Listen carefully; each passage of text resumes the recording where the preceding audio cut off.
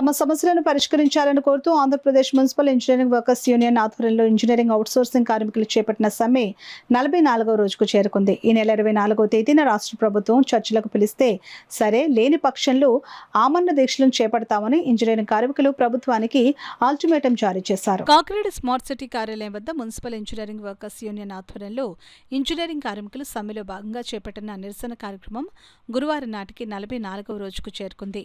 15 సంవత్సరాల పైబడిన కార్మికులను క్రమబద్ధీకరించాలని, హెచ్ఆర్ పాలసీ అమలు చేయాలని, టెక్నికల్కు 29,200 వేతనం ఇవ్వాలని, అలాగే నాన్ టెక్నికల్కు జీతం 24,500 రూపాయలు చెల్లించాలని డిమాండ్ చేస్తున్నామని అన్నారు. అంతేకాకుండా ప్రభుత్వం అందిస్తున్న సంక్షేమ పథకాలను తమకు వర్తింపు చేయాలని డిమాండ్ చేస్తున్నామని అన్నారు.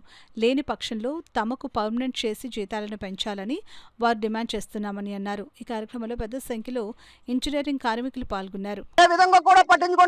మాకు 2 నెలల జీతం లేకపోయినా ఈ పోరాటం ఎందుకు చేస్తున్నాం?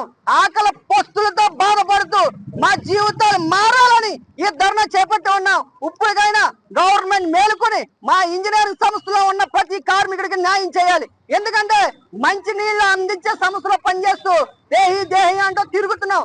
దాహాన్ని తీర్చే మీ అందరూ కూడా దేహి అంటూ రోడ్ల మీద తిరుగుతున్నాం. కుటుంబంలో ఏదైనా కొనాలన్నా కూడా ఈ జీతంతో కొనలేకపోతున్నాం. స్కూల్లో పిల్లలను జాయిన్ చేసుకోవాలన్నా కూడా జాయిన్ చేసుకోలేకపోతున్నాం. లైట్లు వెలిగించుకునే మా కార్మికులు వాళ్ళ ఇంటికి వెళ్తే చీకటి బతుకుగా ఉన్నాయి. వాళ్ళ ఇంట్లో ఏదన్నా తెమ్మని అడిగితే నేను తేలేకపోతున్నాను, నా జీతం సరిపోతలేదు, చాలా దుర్భరంగా గడుపు. గత ప్రభుత్వం చిత్తశుద్ధి వాళ్ళు అటకెక్కారు. వాళ్ళు ఎక్కడ ఉన్నారో మీకు తెలుసు, మీరు ఎందుకు వచ్చారో తెలుసు.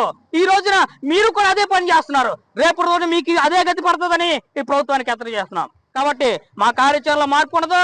ప్రభుత్వం వెంటనే స్పందించి 24వ తారీఖు లోపల కానీ మన చర్చలు పిలిచారా సరే, లేదంటే రాష్ట్ర వ్యాప్తంగా ఉన్నటువంటి 13,000 ఇంజనీరింగ్ కార్మికులు కూడా ఆమరణ దీక్ష పూనుకుంటామని తెలియజేస్తున్నాం.